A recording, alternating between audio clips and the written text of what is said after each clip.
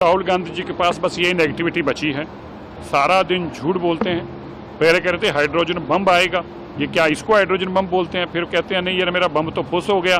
ये केवल और केवल एक हारे हुए, एक नकारे हुए नेता की भाषा है। जब वो देश के प्रधानमंत्री के प्रति अपशब्द बोलने, माता जी के प्रति इलेक्शन कमीशन को बुरा बोलना, और अब इलेक्शन कमीशन को ये कह दिया कि कॉन्स्टिट्यूशनली अथॉरिटी जो है उसको चैलेंज कर रहे हैं।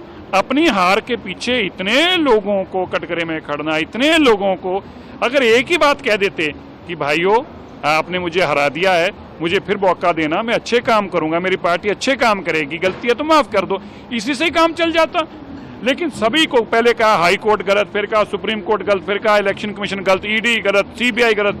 अरे भाई राहुल गांधी परिवार के अलावा इस देश में कोई ठीक भी है? उसका नाम बता सकते हो? बताइए राहुल गांधी जी।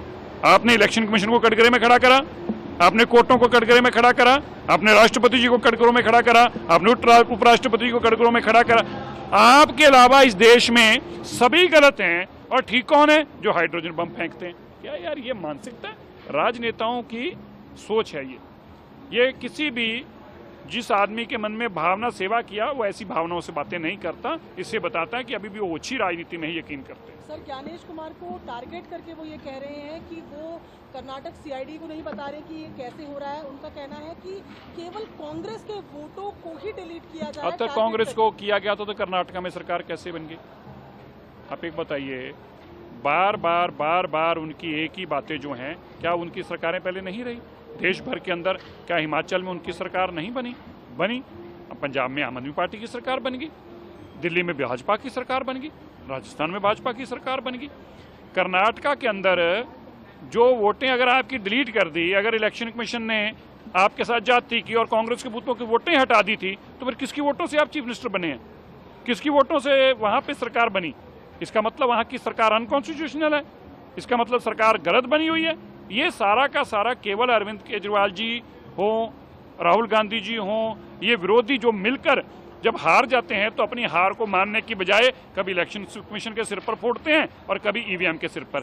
अभी एक बात नहीं, प्रूफ तो है उनके पास, तो ईवीएम का भी प्रूफ था। और अगर ईवीएम ही हैक थी तो फिर वोट काटने का स्थिति कहाँ थी? तो ईवीएम वाली कहाँ गई? जो उनके प्रूफ ईवीएम के प्रूफ होते थे कहाँ गए? क्योंकि ईवीएम से आजकल बोलना बंद कर दिया। पहले तो कहते थे ईवीएम हैक कर लेते हैं। ये झूठे हैं, बेईमान हैं, हारे हुए हैं। एसआईआर दिल्ली के अंदर, एसआईआर का मैं वेलकम करता हूं। दिल्ली के अंदर हम बार बार कह रहे थे, आप मेरे ट्वीट चेक कीजिएगा कि इन्होंने घुसपैठियों की वोटें बनवाई हैं। ये एसआईआर होना दिल्ली में बहुत जरूरी था। अब देखना हजारों की तादाद में जो घुसपैठी है, जिनके ऊपर आम आदमी पार्टी का विश्वास था, दिल्ली के लोग वोट नहीं डालेंगे क्योंकि बेईमान थे, लुटेरे थे। लेकिन घुसपैठियों को 10-10 हज़ार रुपया महीना देकर उनकी वोटें बनवाई, उनकी वोटों के सिर पर सरकार बनाना चाहते थे। अब एसआईआर में ये सारे तथ्य सामने आ जाएंगे।